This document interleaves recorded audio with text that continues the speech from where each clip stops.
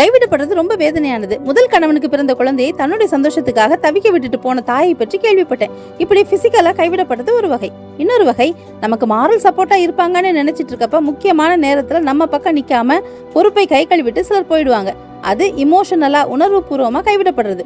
தகப்பனும் தாயும் என்னை கைவிட்டாலும் கர்த்தர் என்னை சேர்த்துக் கொள்வார்னு தாவீது சொல்றாரு.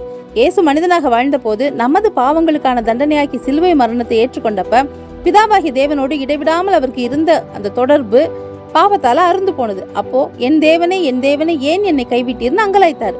ஏன் கைவிட்டீங்கன்னு விடை தெரியறதுக்காக கேட்ட கேள்வி இல்ல, ஏக்கத்தோட பரிதவிப்போட கேட்ட கேள்வி. இயேசுவும் கைவிடப்பட்ட அனுபவத்தை கடந்து போயிருக்கிறதால அதனுடைய வலி அவருக்கு தெரியும். அதனால உங்க நிலைமையை அவர்கிட்ட சொல்லுங்க.